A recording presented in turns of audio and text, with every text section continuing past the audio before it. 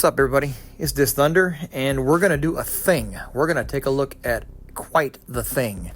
That thing in question is the Mezco Toys 112 Collective RUMBLR. Before we get into reviews or anything else, though, I want to say, because this is a rarity, this vehicle is available right now on MezcoToys.com. Right now as I'm making this, right now as I'm recording this, and hopefully right now as you're reviewing this. So if you don't have one already, you still have a shot. Just go quickly and come back and watch the review after you've made your purchase, and I can hype you up for it while you wait for the shipping, if that's what you want to do. But as far as a review goes, we're going to take a look at the reinforced urban military battle land rig in some detail and in comparison to many vehicles, including the Valverse Vanguard, because I felt like that's the one everybody wants to run it up against. And I can understand now, in hindsight, why that is. So getting back to the point of this, what is the RUMBLR, since we know the acronym? In a real-world equivalent, I had difficulty finding an exact match for this. It feels like a match between the Teradyne Gurkha, which, by the way, Teradyne has to be the coolest name for a contractor possible. Fucking awesome. But because it has kind of a short nose, it also reminds me a bit of the Inca's armored vans they do, like for like Brinks trucks and Wells Fargo's trucks, that kind of thing.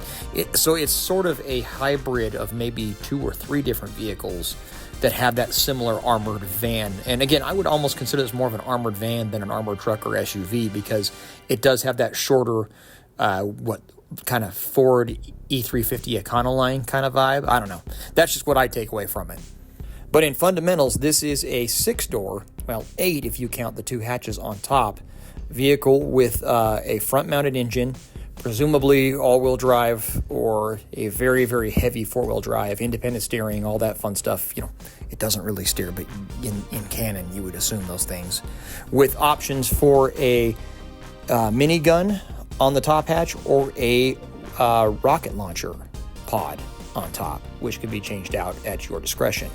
Has an impressive bull bar to cover the front end, has working headlights and taillights. It has roof lights, unfortunately, that don't light up, but hey, we can't have everything functional in these things. Otherwise, we'd be in, the discount Honda Accord price range for a 112 vehicle, and frankly, I'm not quite ready to do that yet. It has a working suspension. There is some give where you can push those tires up into the wheel wells. As I mentioned, having 6 doors, the front windshield has a removable armor plate piece as well as removable glass, and that goes for the remaining 6 doors as well. The Overlander rack on the roof can also be removed along with those lights if you want a more streamlined, more city-style look. And there is also a VHF antenna that you can tuck in on the front of that rack so that's not standing straight up if you prefer that look or you're trying to fit it on a shelf. For accommodations, you've got 4 seats, 2 that can fold down, and a 5th spot for a gunner that can have a actual dedicated spot for it, or you can remove that and have cargo space. We'll get into all that obviously in more detail a little bit later. And also the hood opens to show a little bit of the inner engine detail. So that's all well and good. That's information that you could probably get off the webpage or from any number of reviews, and I'm not saying that as throwing shade. I'm just being honest here. That's the kind of stuff you cover in a review. I'm assuming you came to me because you want to see some comparisons, and I have a lot of land vehicles to choose from, so I'm going to do my best to run through a lot of them to give you an idea where this thing scales in your collection. So we'll start with the Mattel Reckon WWE Slammobile from, I believe, 2018 or 2019. These obviously skew a little large because they're made for the wrestlers, which kind of takes them maybe out of 112 and maybe a little more into, say, 111 or even 110 territory. But as a larger or medium 2-door coupe, I think this still scales pretty well with the RUMBLR. It still feels appropriately bigger than what might be a kind of a larger sports car like a Vet, which this is more Camaro than Vet, but somewhere along those lines. So here's the RUMBLR with the 2022 Reckon Rampage rig, obviously also from Mattel. And this is a big, I think, Kenworth or maybe Freightliner style wrecker. And since that's the job, as long as it's large enough to potentially tow the RUMBLR, I think you're in good scale. And I would say it may be a little oversized, but I think that still works pretty well. And it's a great looking vehicle, and it's also it was a very cheap vehicle to get your hands on, so one I'd recommend on its own. Lastly, here he is with the Wreck-N Slambulance, which I think was the first vehicle that Mattel did for this little sub-line. And I've liked this vehicle as well. I think it's, like the other two, probably a little bit oversized compared to something that feels as massive as the RUMBLR is, scale-wise anyway. But I think this is fudgeable. I don't think there's anything wrong with an ambulance having a longer truck bed than the RUMBLR. Nice thing is, height-wise, these two are more comparable than I was initially expecting. Again, kind of leaning into the idea that the RUMBLR is maybe more of a van base than a truck base. Has that same kind of profile as far as how tall the hood sits. Shifting gears, something a little bit more rare, at least stateside, is the Mattel Land Rover. And this thing, wow, this is one of the best 112-ish vehicles I've ever had the pleasure of owning. And there's actually some similarities as far as functions and even maybe styling to the RUMBLR. One thing of note on the Rover is there's actually a moving front suspension. You can steer it with the steering wheel or by rotating the spare tire in the back. Just one of those cool little features that I haven't seen replicated on anything else since. But getting back to the matter at hand, I think these two scale perfectly. Mattel has been billed as a 110 scale line, but in reality and practice, I think we've all universally kind of acknowledged that it's really 112. And you can see these two scale very realistically together. In fact, I think this might be one of the best pairings I'm going to show you as far as just scale and style goes. Staying on the other side of the Atlantic for a second, this is a Pippa Range Rover from the late 70s. And whereas the Mattel one is hard to get, this one is damn near impossible today. But I wanted to show it not just to flex, okay, maybe just a little bit of flex, but because body-wise, they are very close in size. This Range Rover sits a little low to the ground. I have considered putting a little bit of a body lift on it over the years. I'm very hesitant to do too much more modding to something this old. But as you can see, size and scale wise, this actually feels kind of small by comparison next to the RUMBLR. But again, this is obviously a luxury Range Rover, so I think that's an appropriate scaling. Let's go back stateside for a throwback. This is a classic, the 2003 or 2002 Toys R Us exclusive ET van. If you were on the Foosh boards around that time, you might remember we were picking these bad boys up for like $10 on clearance. But the main reason I want to bring this out is because, again, I think this illustrates that the RUMBLR is maybe more of an attack van than an attack truck. The shorter nose, the lower profile, these two are actually quite similar in size and overall scale. And cargo space, really, even though the RUMBLR is a bit longer. In fact, interesting point, the ET van also used to have electronic lights and sounds, although of the copies I own, not one of them still has those functioning parts. I don't think those battery sections were made to last. Here's another favorite of those heady message board days. This is the TMNT Cowabunga Carl van from Playmates. Early 2010s, 2012, 2013, somewhere in there. Many a Punisher van came from this base as a custom vehicle goes. And again, I think it definitely shares some DNA with the RUMBLR as far as having a kind of van pedigree. In terms of just pure scale goes, I think this is also a realistic, accurate scale. Putting these two vehicles together looks pretty acceptable, I would say. Another vehicle I wish was still a little more common. Sadly, they have just long since dried up and rarely even find them at a thrift store anymore. Let's go something a little more contemporary with the G.I. Joe classified Vamp. Now, if I remember right, the Vamp is based on a concept Lamborghini scout vehicle. So that puts us in a completely different vehicle category than the RUMBLR would be, where the RUMBLR is more of an armored APC-style assault carrier. The Vamp is a lightly armed scout vehicle. So, somewhat appropriately so, the RUMBLR kind of dwarfs the Vamp when you have them side by side. As far as scaling goes, I don't think that's a problem, again, because they are fundamentally very different vehicles.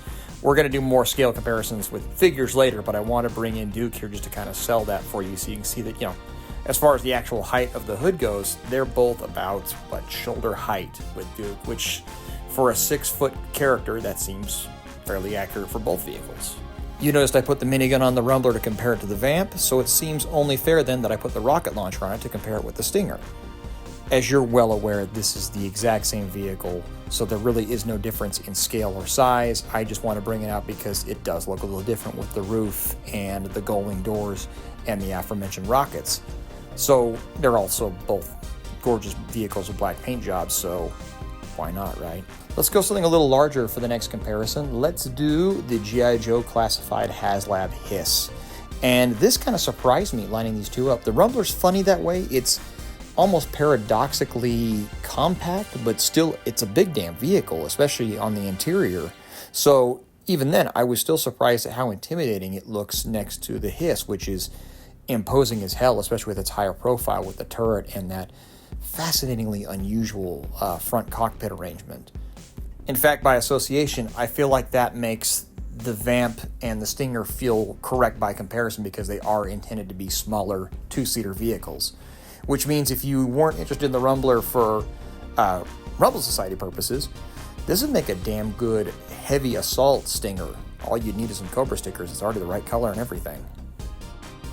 I didn't want to get too far into the weeds with the McFarlane Toys Batmobile collection because I do have several, and there are very many of them, but they are pretty comparable in size. So I went with the best looking one, which is of course the 89 Batmobile. This one with the upgrade kit with the new canopy and the Browning 50 cals. I know that McFarlane stuff runs a little bit, well, it's supposed to run a little bit big because it's 7-inch scale according to Todd, which he doesn't know what that means. But in reality, it's still a bit undersized even for 112.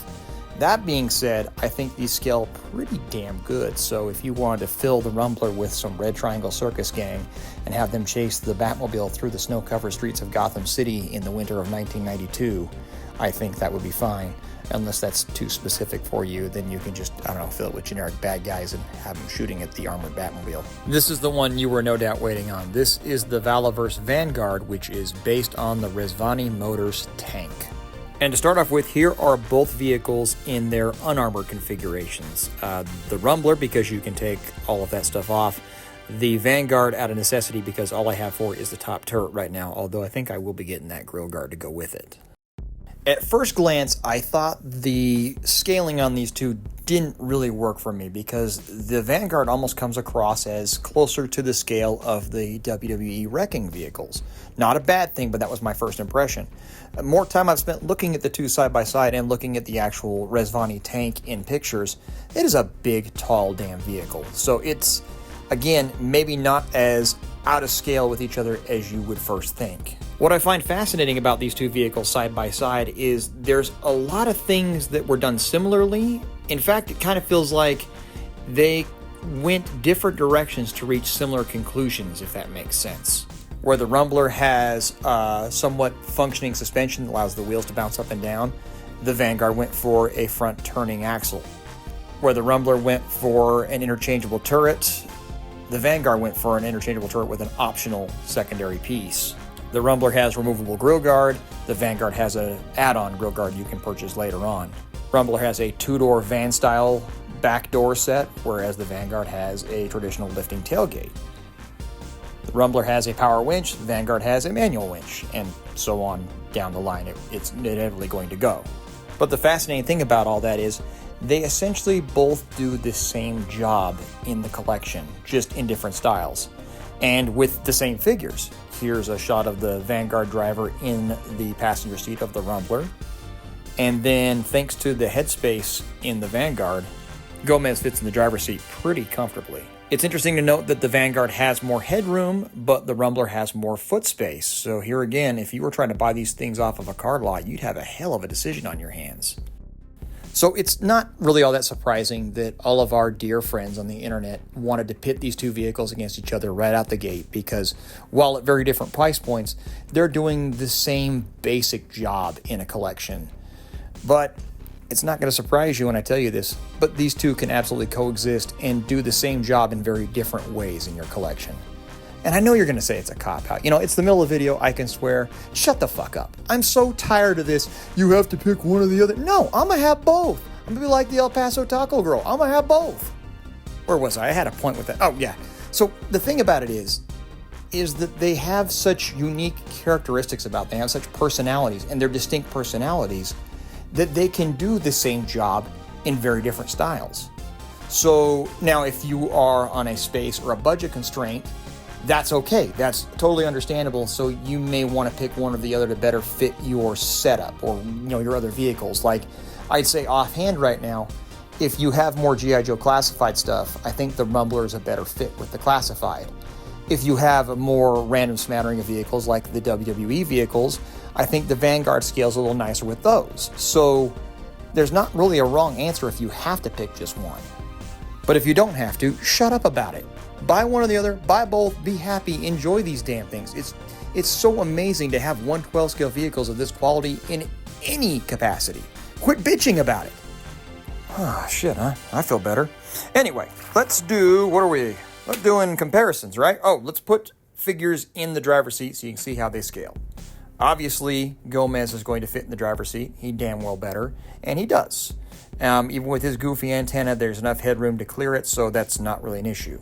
Here is the Muff Toys Kryptonite Defender, who is obviously a little bit bigger than the Mezco version, which is why I've got it out here.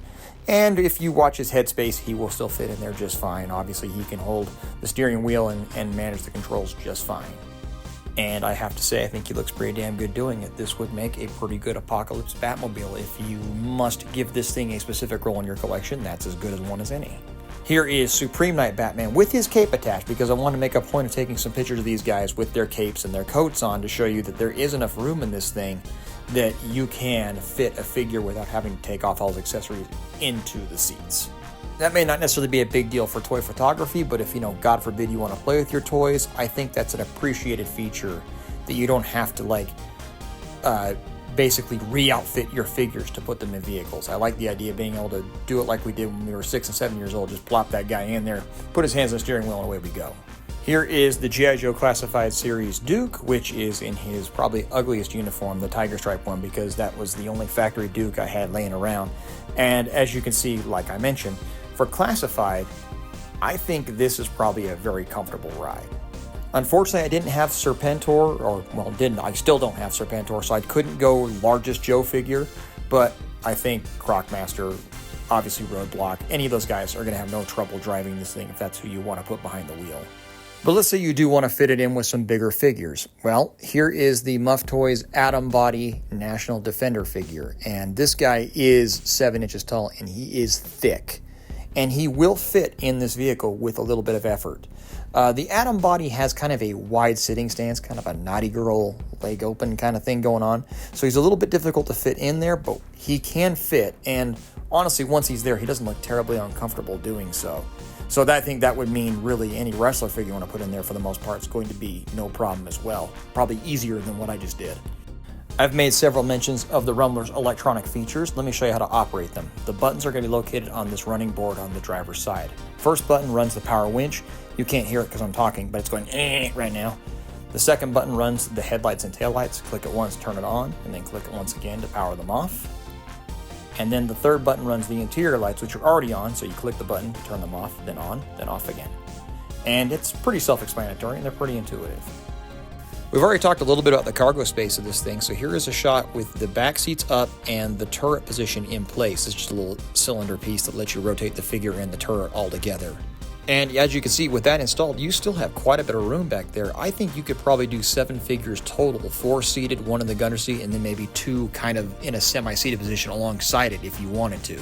But with that gunner position removed and the seats down, there is a ton of room back here. I didn't really mess around with this, to be honest. I kind of didn't think about, what can fit in the back of the Rumbler, but you could probably fit like a small 1/12 scale motorcycle back here without much trouble. I was so caught up in doing size comparisons, I didn't really think about what kind of crap I could throw in it. While we're back here, though, let's take a look at this cool little pull-out storage drawer that's kind of hidden in the tailgate. This doesn't even mention the instructions. Had it not been for people like Darius showing it off in their reviews, I wouldn't even known it was there. It's a small little compartment, but you can put some weapons in there or something like that. Here is a side shot of the dual upper hatches on the Rumbler, both being open. The rear one is obviously the gunner position, where you can see the little fitment for the minigun or the rocket launcher that plugs in there. The front one is probably intended more for access to the figures when they're in the driver and the passenger seat, but with a little imagination in a desperate situation, you could always have the passenger kind of climbing up there, popping the hatch, and putting some front fire on a bad guy who might have injured your gunner. Or maybe you just need to open it so you can access the cup holder. I mean, I'm not going to judge. Whatever works best for you. And here are some detail shots of the minigun in its emplacement. This is based on the GE M134, obviously the most ubiquitous minigun ever invented. Not that there's that many, but even if there was, this thing would still win all the competitions. You can see it's got a little 7.62 belt there on the left side, and then on the right side you have the empty casings coming out, which is a feature I don't think I've seen anybody else put on one of these miniguns, and I think it's excellent. The only thing I might critique on this is I wish it had a little bit of paint, like maybe a little bit of copper on the bullets, or I don't know, just a few little pieces here and there to give it some pizzazz. But it's a fantastic little minigun, and it pivots and moves like you would expect it to. Got that nice spade grip on the back, so anybody who you want to have hold it, as long as they have open hands, they can do that. Here are some detail shots of the rocket pod on that same mount. It's a ball joint, so like the minigun, you get some pretty good range as far as letting this thing pick out its targets. I like to think of this as being more of a closed system. You could have the hatch down, and presumably the passenger could be operating it via remote, or the driver, use your imagination. And there are 8 rockets in this thing, and they are removable, so you can use these really cool fire effects, which I showed at the beginning, and then I'll show again here in a second. The minigun also has a blast effect. It's pretty close to the other minigun style effects that we already have, so I didn't feel like it was worth posting yet again. But the rocket effect, on the other hand, is just so cool, especially with the venting gas on the side. I felt like it was worth showing another picture of, because I applaud anything this unique. I think it's cool when Classified does it, and I think it's really cool that Mezco's gotten into the same game as far as doing these unique firing effects. Wow, we are well past my usual territory on this video. Most of my videos run about 10 minutes, 15 at the most, and I think I'm pushing about 25 on this one. So we're well past my comfort zone. We're well past my average. We're well past my bedtime at this point. But this is an important review. This is the first Mezco full-fledged vehicle they've released, and God knows I'd love to see what they could do with like a turtle van or a Batmobile. So it's worth doing a little extra time on and maybe rambling a little bit more than I usually do. Hell, case in point, the RUMBLR comes with a special exclusive Death Adder figure that I didn't even touch on in this review. I use my regular Death Adder for pictures because I think that figure is cool enough to warrant its own review, so I'll be doing that separately. And that wasn't just for time constraint. That was because I made it kind of a deliberate point to really kind of drill down and focus on the comparisons on this vehicle, because I have a lot of vehicles. I'm in a unique position to show you guys how this thing looks with a variety of different stuff from a variety of different lines, so that's what I wanted to focus on. So yeah, we'll be talking about that Death Adder later on. But the important takeaways from this thing, if somehow I didn't drill them into you, I mean, I'm sick of my own voice at this point. I don't know how anybody else couldn't be, is that for the pricing, $325 free shipping and tax, you get the RUMBLR, its optional weapons parts, and an exclusive figure. Is it expensive? Yes, but it's a hell of a value. It's a solid value in at least 2025 terms, where that has kind of lost all meaning. It still feels like you're getting a lot of bang for your buck. And I can say that without saying that's not true of the Vanguard, because at $125, the Vanguard is a damn good deal and will do a lot of the similar work. So, and comes with a figure of its own. So that's where it gets kind of tough. Because, like I said before, if it comes down to budget, then I can see why you'd have to pick, say, the Vanguard over the RUMBLR. But I almost hesitate to say if you want to pick quality over quantity to go with the RUMBLR. It's quality. Yeah, it's obviously has more features, comes with more stuff. It is a little heavier duty than the Vanguard, but I almost feel like it's a disservice to both vehicles say that, well, the one's a higher quality than the other, because they're both pretty damn quality vehicles. I think it just comes down to what's going to suit your collection best. And that's one of those situations where if the better fit is $125 more, hey man, buy once, cry once, right? That's what we do in guns. So it's the same kind of thing here. But like I said at the very beginning, the best part about talking about this vehicle right now is you can go on Mezco Toys' website right now and pick one up and have it dropped off at your house within a couple of weeks. And that is a genuine rarity when I do my reviews. If you've seen any of my other videos, all I ever seem to have to do at the end is talk about getting on the wait list and crossing your fingers. Well, that's not necessary this time. You can go buy this right now, and I strongly recommend doing so. Especially while that's still the case, because if you thought 325 was a little steep, the aftermarket is going to be brutal on this thing. I can tell you that already. So when it comes right down to it, the best part of this is these are purpose-made 1/12 scale vehicles, and they are a shitload of fun to mess around with. And the fact that these are available at all is fantastic. So pick one, pick the other, pick both. I think you'll be happy regardless. As long as you get something out of this review, buy some vehicles, man. Give your figures some rides. You'll enjoy it. It's good stuff. Take them outside too. Definitely take them outside. Thanks everybody. Thanks Mezco Toys. I will see you again soon for Death Adder later.